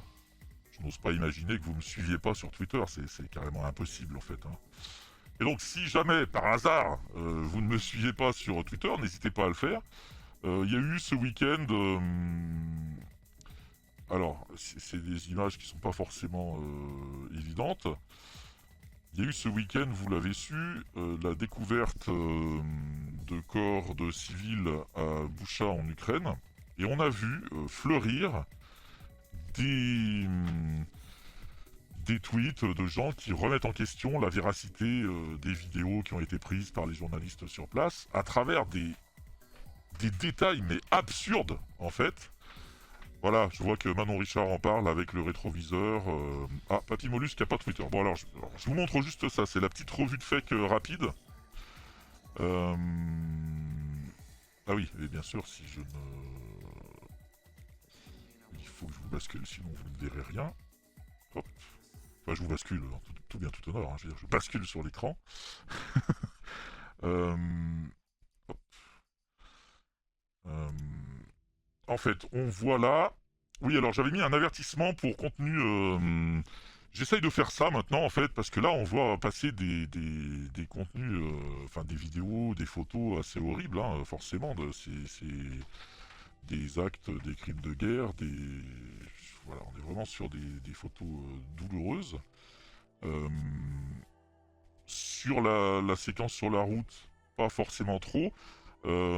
J'invite, j'ai fait aussi un petit tweet là-dessus. J'invite, si vous partagez des images susceptibles d'être violentes, pensez qu'il y a quand même des gens que ça peut choquer, voilà, et qui sont pas forcément prêts quand ils vont consulter leur fil Twitter à se taper des images de cadavres à moitié brûlés, etc.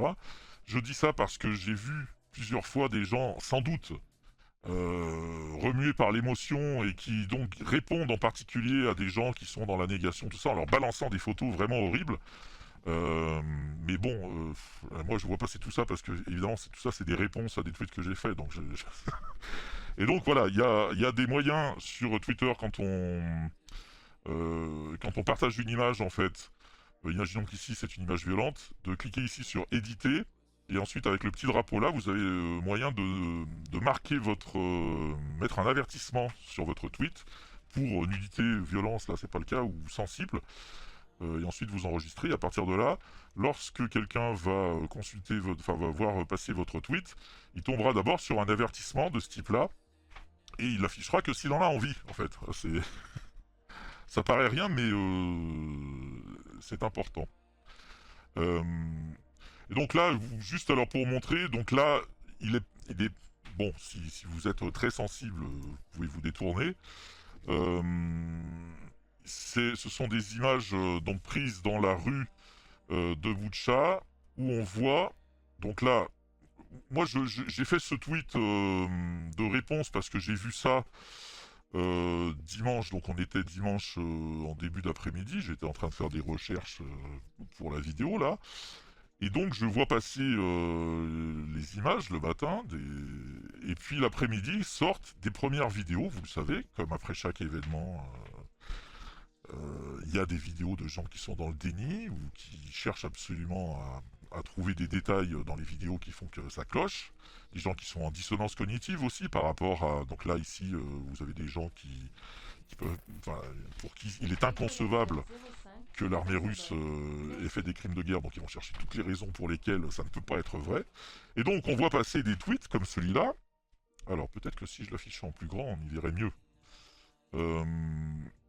Vous voyez, voilà, ici par exemple, il nous dit le cadavre sur la droite bouge sa main euh, au passage de la voiture. Et donc il aurait vu un cadavre bouger sa main, alors qu'en fait, quand on regarde bien, dans une bonne résolution d'image, on s'aperçoit qu'en fait c'est juste une goutte sur le pare-brise, qui peut faire éventuellement un effet d'optique, vous voyez, et donner l'impression à un moment, quand ça passe vite, qu'il y a un mouvement sur le corps. Mais c'est... Enfin, on est d'accord que c'est hyper grossier, et que ça n'est valable que si vous avez la vidéo en version très pixelisée, hein, ce qui est évidemment la version qu'ils ont utilisée, une version compressée, donc on voit pas vraiment bien les détails sur le corps. Voilà, et deuxième point, il nous dit aussi, dans son tweet, que on voit dans le rétro un cadavre qui se relève derrière après le passage de la voiture. Vous voyez, c'est The Bodies in the Video. In rearview mirror, the corpse sits down. Et donc ça, pour celui-là, il y a aussi... il suffisait de trouver la vidéo dans un bon format, dans une bonne résolution. Et en la passant au ralenti, on voit, vous voyez ici en fait, sur le bord, le rétro a un miroir qui est courbé, donc il y a un effet de déformation de l'image, une anamorphose. Vous voyez, et plus l'image se rapproche du centre du miroir et plus le reflet du corps se rapproche du centre de l'image et plus il est, moins il est déformé. Et sur le bord, effectivement, il est compressé, on va dire. Et voilà. Et quand la voiture passe vite, on peut prendre ça pour un mouvement, mais ça, voilà. Enfin, il suffit de vérifier et de regarder. Donc pour moi, on était vraiment sur des preuves grossières en fait. Je me suis dit bon là personne va se faire avoir par ce truc là. Donc je fais un tweet comme ça et alors il a été retweeté un grand nombre de fois et en fait je me suis aperçu que j'ai vu passer toute la journée des gens qui reprenaient ça en mode sérieux, y compris on l'a vu la télé russe a diffusé des images en prétendant qu'en fait ce qui s'est passé est une manipulation de l'Ukraine et que tous les médias occidentaux se sont fait avoir. Très bien. Et donc lorsqu'ils diffusent des images, il y a il y a la grosse mention fake. Et donc ils reprennent des éléments. Ça fait partie donc de ce qui est considéré comme des preuves de cette manipulation. Alors qu'on est d'accord, en fait, en vérifiant à partir de la vidéo en bonne qualité, en 2 secondes, on voit qu'il y a un souci, quoi. Donc c'est très inquiétant de voir des gens qui sont à ce point-là dans le déni. C'est-à-dire que là, on trouve une information qui a l'air de correspondre à sa vision des choses ou à ses croyances, et hop, on fonce dedans, on vérifie rien, et voilà, tout ça tout ça me laisse songeur. Et donc oui, on le voit en fait, la télé russe ne cache pas les faits en fait, hein, il les relaie. Il relaie donc on le voit là, les vidéos prises par, donc je crois que c'est la BBC et l'AFP en fait qui ont fait des images sur place. Et puis on le voit ensuite, il montre toutes les unes des journaux étrangers. Donc il y a, on peut pas dire qu'il y ait qui est une censure de l'information. Simplement, il y a par contre, c'est une réinterprétation des informations. C'est-à-dire qu'on explique. Bon, là, ma vidéo, elle est plantée, là. On explique que les médias occidentaux se sont fait avoir par une manipulation de l'Ukraine qui a tenté de recréer une fausse version de Srebrenica. Alors ça, Srebrenica, c'était un massacre qui avait eu lieu en Bosnie-Herzégovine. Wall Street Journal, BBC, Pardon. CNN. Donc là, voilà, elle cite effectivement des médias qui ont repris ces images et on voit voilà, toutes les unes. Nomade-TV suit la chaîne. Donc il y a The Times, Guardian, Daily Mirror, Daily Express, etc. Enfin voilà, on voit des médias occidentaux et leur approche est donc en fait c'est de dire voilà tout l'Ouest, tout le bloc occidental a repris cette théorie du génocide. Voilà, donc c'est une présentation des faits, mais avec un point de vue russe, quoi. Comme dit Miguel Montargès, c'est dingue qu'ils osent afficher les unes des médias occidentaux, c'est-à-dire que... Alors, j'avais trouvé un tweet, bon là, je ne le retrouverai pas là, mais d'un correspondant français, d'un journaliste correspondant français à Moscou, qui disait qu'en fait, les infos étaient appréhendées avec ce prisme-là, c'est-à-dire qu'en fait, il y a eu une telle préparation de l'opinion depuis des années à cette approche-là qu'en fait, ils adhèrent à cette vision-là. En fait, donc c'est assez étonnant. Voilà, ça c'était en fait par rapport à ce que j'ai vu passer ce week-end. Et effectivement, ils contrôlent tous les médias. Alors après, faut pas oublier qu'ils ont fait passer des lois aussi hein, pour encadrer ce qu'on avait le droit de dire ou pas. Notamment le terme guerre est interdit. Bon voilà, donc forcément la parole des médias sur place, pour ceux qui n'ont pas carrément arrêté de travailler, puisqu'il y a des médias qui ont préféré fermer, et des correspondants étrangers qui ont préféré rentrer plutôt que de rester dans une situation où ils ne pouvaient plus rien dire en fait. Voilà, on est dans une situation où c'est forcément difficile d'avoir sur place une information objective. Et bon, voilà, nous en fait, on n'a plus accès à RT, Sputnik ici, puisque les médias ont été interdits, mais on trouve quand même en fait, on peut trouver des extraits de ce qui se passe en Russie. Donc on peut quand même avoir un petit peu les deux versions des choses, ce qui n'est pas le cas pour la population russe, qui elle, effectivement, n'a que ce qui passe sur le canal officiel, quoi. Bon.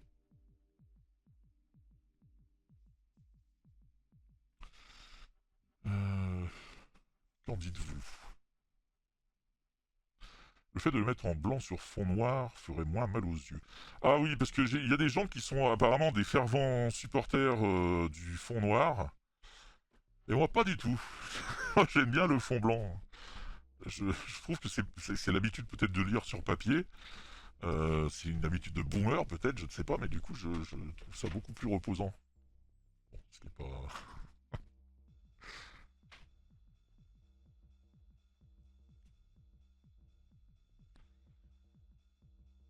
Alors, j'essaye de vous lire, hein, mais comme d'habitude, je suis hyper en retard sur le chat. Là, quand je regarde l'écran avec beaucoup de blanc, ça me fait plisser les yeux. Il faut baisser la luminosité de ton écran, ça vient pas ça vient pas du stream, là. Hein.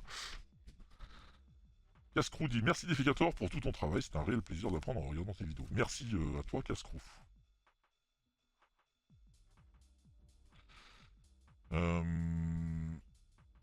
Hop, hop, hop. Crips 642. Oh non, j'ai tout raté. Oui, mais il y aura un replay.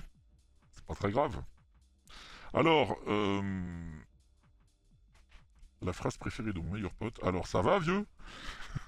Bah ouais, c'est un peu ça. Je parle de l'image sur Twitter de la télé russe. Ah. Ah oui, le fond blanc derrière, là. Ah oui, je croyais que vous parliez du fond blanc. Parce que j'ai des gens qui me reprochent d'utiliser un fond blanc. Hein. Par contre, ça, à chaque fois que je fais des copies d'écran, j'ai la remarque.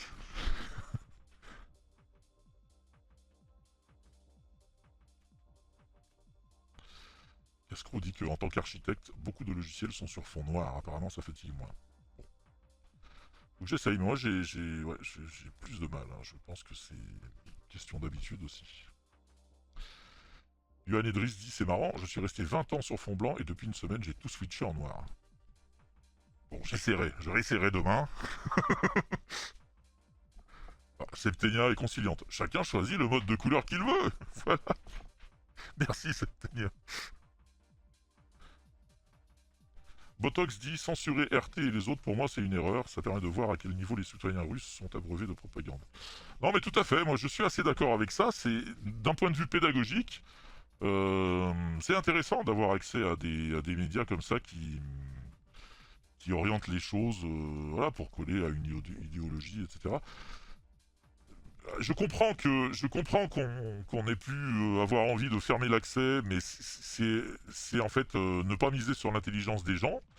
Et c'est vrai qu'on voit des fois des exemples de gens qui prennent tout sans filtre et qui n'écoutent que, enfin bien sûr, hein, c'est qui font du cherry picking et qui ne prennent que ce qui les arrange dans leur vision du monde.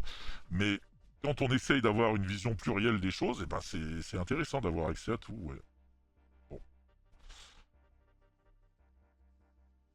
Votox dit en Suisse, c'est pas censuré. Je regarde de temps en temps. Eh oui, la Suisse fait pas partie de l'Union Européenne. Donc là, ils ont participé à des sanctions, mais effectivement, ils sont pas soumis à aux mêmes décisions que nous, quoi. Cravenews dit, au niveau bullshit, il nous reste quand même les ambassadeurs russes, c'est édifiant. Ah. Je vais vous mettre un lien. Vous irez le voir, vous vous ferez votre propre opinion, je ne veux pas vous influencer. Mais il y a eu un passage sur BFM TV la semaine dernière du porte-parole de l'ambassade russe en France qui était lunaire. Je vous donnerai le lien, on va pas le regarder là. Mais c'est très étonnant. Hop. C'est une manière d'être dans le déni total des faits, de pas vouloir employer les mots qui sont interdits, et en même temps, à un moment, de se tromper, parce que c'est tellement... Enfin, donc il fait un lapsus à la fin. Il parle de gens qui fuient la guerre, alors qu'au début, il disait non, mais c'est pas une guerre, etc. Mais lui-même utilise le mot guerre. Enfin, mais bon, voilà. Bref, voilà, si vous avez l'occasion, allez voir, et puis vous ferez votre propre avis.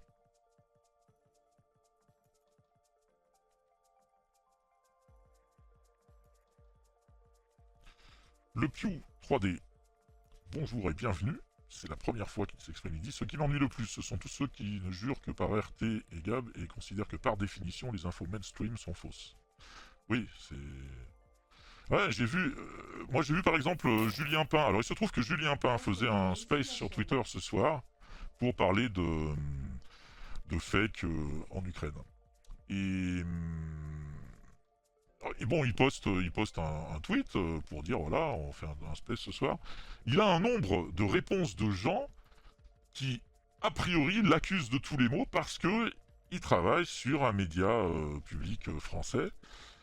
Et j'ai trouvé ça assez injuste. Enfin bon, je me suis pas mêlé de la discussion, ça me regarde pas. Mais c'est vrai que j'ai trouvé les réactions hyper outrancières. Le gars propose de faire un chat, enfin, oui. Sur Twitter, c'est une sorte de chat audio quoi, sur Twitter, pour discuter, voilà, et d'emblée, il y a des a priori sur ce qu'il va dire, et c'est la version de l'État, et de toute façon, vous nous racontez n'importe quoi, c'est assez fou, quoi. Il y a des gens qui visiblement ne sont abonnés à son compte que pour pouvoir réagir tout de suite lorsqu'il balance une info comme ça, en mode troll. C'est assez étonnant, quoi. Et moi, je remercie les gens qui suivent mon compte parce que j'en ai pas tant que ça, des gens comme ça. Mais là, visiblement, je pense que c'est le fait de faire du fact-check sur une chaîne publique qui lui vaut tous ces gens qui lui tombent dessus dès qu'il parle de quelque chose sur Twitter. Après, il y a le contexte de Twitter. Hein. Twitter, c'est pas facile.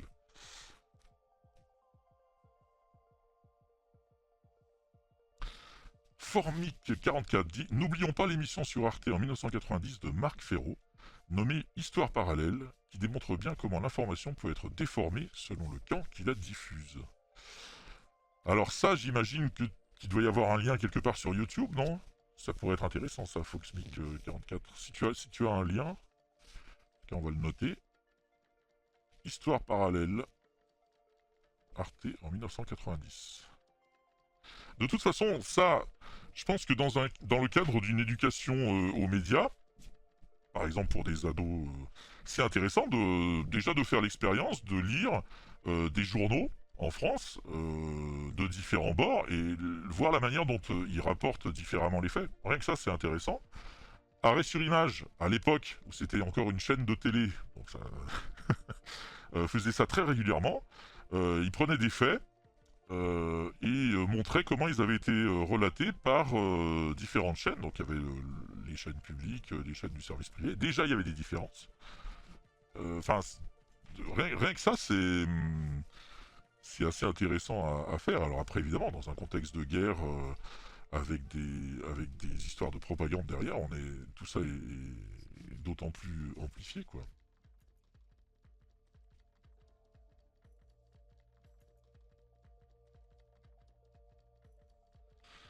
Miguel Montargès dit « En fait, il aurait jamais fallu autoriser RT et Sputnik dès le début. Un refus d'autorisation choque moins qu'une suspension. » Oui, parce que là, il y a un effet censure, effectivement.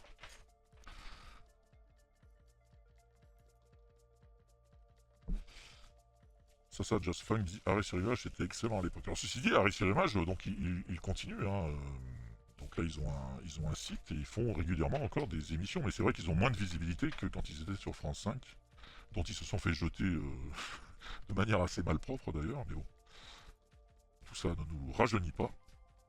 Et Dave Bowman fait bien de le préciser, Samuel Etienne fait des revues de presse sur Twitch quasi tous les matins. Moi, j'y vais souvent. C'est intéressant parce que... bon, j'y vais surtout le week-end, mais... en semaine, c'est plus difficile. Mais voilà, c'est effectivement...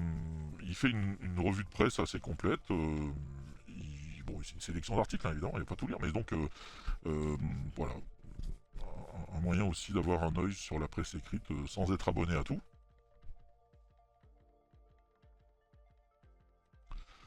Ah, French Interval nous dit bonne nuit. Bien, bonne nuit. Filou 947 dit on peut le trouver sur le site de l'INA, Histoire parallèle. Ok. Gégris25 dit je viens de te muter pour regarder le porte-parole russe sur BFM, comme il parle pour ne rien dire, c'est un sketch. Non mais c'est... je préfère pas en parler. C'est la manière qu'il a de sourire en plus qui est glaçante, quoi. Ouf, il y a des gens qui se sont abonnés que je n'ai pas vu. Vincent 6ème a renouvelé son abonnement et Equalizer 05 a renouvelé son abonnement. Est-ce qu'il y a un Discord de Defecator? Oui, mais il n'est pas prêt encore. Je vais m'occuper de ça sérieusement quand j'aurai sorti la vidéo YouTube. Mais là, il faut que cette vidéo sorte, ça suffit. Donc il faut que je me concentre vraiment sur la vidéo et j'installerai le Discord proprement ensuite. Et je ferai peut-être plus de stream Twitch à ce moment-là.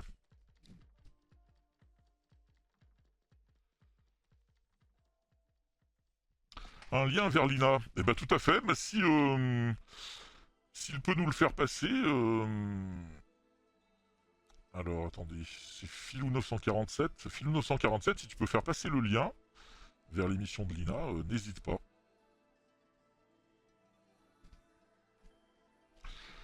Bulot Savant dit je suis sur Twitch, je suis plus un vieux ringard. Mais voilà, bravo.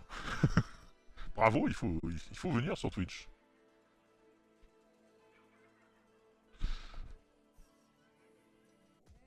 On s'oriente globalement vers une fin de stream. Hein. Si, le son est bon. Bah si, il y a du son, vous dites, ah bah voilà, bah, écoutez, je ne sais pas. Je ne sais pas. Le son vient du fin fond du petit coin, mais c'est sûrement ça. C'est nettement mieux. Ok, ouais, j'ai remis en fait le micro 2. Écoutez, voilà, je pense que si le rendez-vous avec Baptiste Rover vous a plu, c'était tout l'intérêt de ce stream. J'espère avoir l'occasion d'avoir d'autres invités prochainement. Bon, on en reparlera d'ici là. Là, c'est pas toujours évident d'arriver à caler des rendez-vous.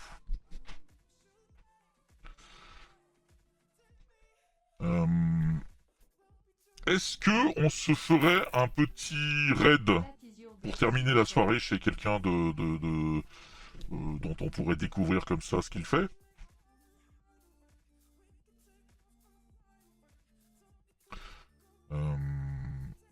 Je suis en train d'essayer de regarder. Bonne nuit, Jigri25. Suis la chaîne. Castor Génial dit merci pour le teaser. Ah bah c'est cool. C'est cool. Je vais le couper dans le replay. Hein, vous le... Il faudra attendre la vidéo YouTube. Toishiro dit merci de m'avoir ouvert les yeux avec vos vidéos. Bon, c'est un honneur, je suis ravi. Si les vidéos sont utiles. Tituchou, Shobusaiku dit pour jeudi, le Dune, c'est bien le premier du nom. Ouais, j'ai pas encore chargé. Alors effectivement, jeudi soir à 21h, il y a une soirée streaming, rétro gaming, pardon, une soirée rétro gaming, où on va faire Dune. Ouais, j'imagine que c'est le premier, tout à fait, on va commencer par le premier, ça semble logique s'il y en a plusieurs. Livingstone GLD dit, j'adore ton son. Merci Livingstone. Alors, le bois d'acier dit, je propose un A, parce que moi j'allais proposer un truc. Mais, ok. Le Royos. T'avais raidé il y a quelques semaines. Bon, eh ben alors, écoutez, je ne sais pas ce que fait le Royos, mais si c'est le bois d'acier qu'il propose, je pense qu'on peut lui faire confiance. Le bois d'acier, donc, modérateur de choc, qui en plus est forgeron. Il a forgé vous voyez, ce petit fermoir de cap de fort bel ouvrage. Voilà. Fort belle facture, pardon. Donc on peut faire confiance au bois d'acier. Miguel Montargès dit merci que ce ne soit pas une raison de retarder la vidéo. Non, mais tout à fait. Aucune raison de retarder la vidéo. Très bien. Alors, Lorios. Alors attendez, parce que vous n'êtes pas tous d'accord sur l'orthographe. Je vois du Leroisos. Je vois du Lorios. Attendez. Qui a raison? Lorios. Le Roisos. J'ai 3 orthographes, donc il faut vous mettre d'accord. Et là, j'ai le Royos, ouais, c'est marrant. Dren suit la chaîne. Le Roi Os. Très bien. Et qu'est-ce qu'il fait le Roi Os? Parce qu'en fait, bon. La dernière fois, il y a quand même quelqu'un qui nous a conseillé d'aller voir des loutres. C'était pas terrible, hein. Il y avait des loutres, ouais, dans un espèce d'enclos à loutres. Qu'est-ce que je ne sais pas. Le Roi Os tout attaché. Très bien. Eh bien, nous allons découvrir le Roi Os. Et si ça ne vous plaît pas, vous pourrez faire une révolte sur le bois d'acier. Travenius, ouais, des loutres, ouais. Je sais pas ce que c'était. Il y avait une espèce de petite mare avec des rochers dans un enclos, hein, donc c'était des loutres. Un hôpital de loutres, je ne sais plus. Enfin, c'est un truc un peu étrange. Les loutres salades, dit Papy Mollusque. Enfin, ça dépend comment on les apprécie, mais... très bien. Science et tech, apparemment. Très bien, bah écoutez. Ah, c'est l'outre-monde, voilà, dit Génocidax. Je sais pas. C'est dans un parc animalier à Vancouver, voilà. Bah écoutez, vous pouvez chercher l'outre, et vous les retrouverez. Tout le monde n'est pas d'accord. Ah, si l'électrologue, il avait bien aimé les loutres. Ok, bah écoutez... Écoutez, là, on va essayer de découvrir le Roi Os. J'imagine que... Question d'os, je ne sais pas. C'est la surprise. Donc, moi, je vous dis que l'obscurantisme retourne à l'obscurité. Je vous remercie tous et toutes d'être passés. Merci pour les mots d'eau. Et puis, ben, bonne nuit.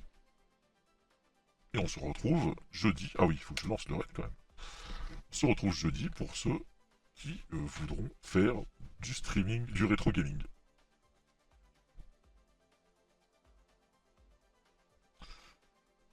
Bonne nuit, au plaisir.